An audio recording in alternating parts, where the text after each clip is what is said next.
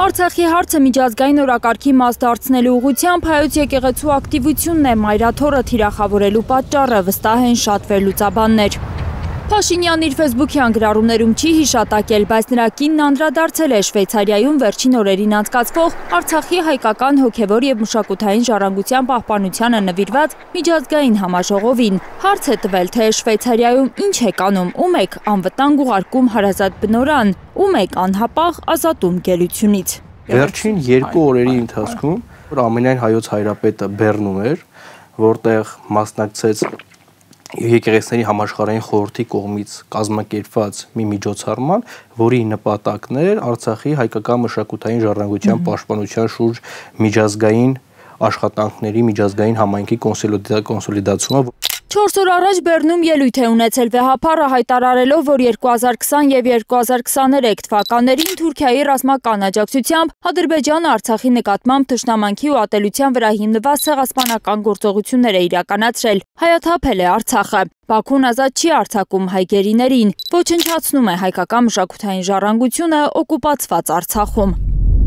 Մենք մեծապես կարևորում ենք նման համաժողովների անցկացումը, հուսալով, որ միջազգային դերակատար երկրները եւ իրավասու կառույցները գործուն քայլեր կձեռնարկեն ուղղված Արցախի հոգեվոր մշակութային ժառանգության պահպանմանը, արցախահայության իրենց հարազատ բնորանն անվտանգ վերադարձի, ազատ ու արժանապատիվ ապրելու արդար իրավունքի վերականգնմանը եւ մեր գերիալ զավակների շուտափույթ ազատ արձակմանը։ Այսինքն ստեղծվել է մի իրավիճակ, որ գլոբալ հայկական շահերի պաշտպանության առումով միջազգային հանրության խոսակիցը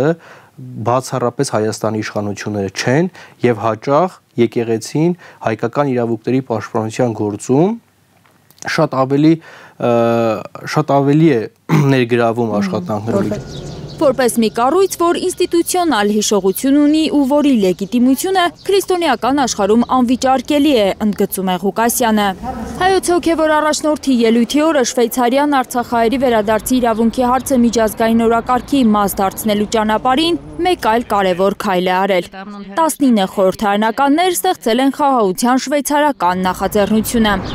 Դրանից ամիսներ առաջ մարտին Շվեյցարիայի խորհրդարանի վերին պալատը բանաձև էր ընդունել, որ գործադիրը պարտադիր պետք է կատարի։ Այդ բանաձևը հանձնարարվում բանաձևով գործադիր իշխանությանը հանձնարարվում էր 1 տարվա ընթացքում միջազգային ֆորում կազմակերպել, քննարկելու հրավիրելով արցախահայության ներկայացուցիչներին, Ադրբեջանի ներկայացուցիչներին, փորձելով հասկանալ, թե ինչպես պետք է իրացվի արցախահայության վերադարձի իրավունքը։ Կաթողիկոսի Շվեյցարիա մեկնելուց 3 օր առաջ Ադրբեջանի հոգևոր առաջնորդը Ղազիների խորհրդի նիստում կեղծ հայտարարություններ էր արել, թե իբր մայրաթոր Սուրբ Էջմիածինը պատմական ադրբեջանական հողերում է։ Իլհամ Ալիևի գլխում չի կարող տեղավորվել մի բան, որ որևէ պետության ղեկավար կարող է այդ պետության հոգևոր առաջնորդի վրա վերահսկողություն չունենալ։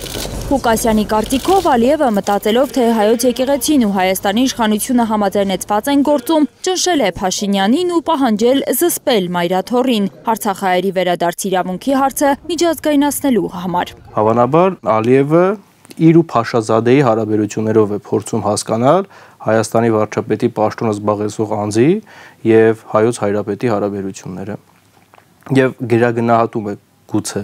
Նիկոլ Փաշինյանին այն առումով, որ գուցե հնարավոր է, որ Նիկոլ Փաշինյանը տեղյակ լինի կամ օժանդակի եկեղեցու։ Լիլիթ Սարգսյան, Արմեն Ապրեսյան, Հայլուր։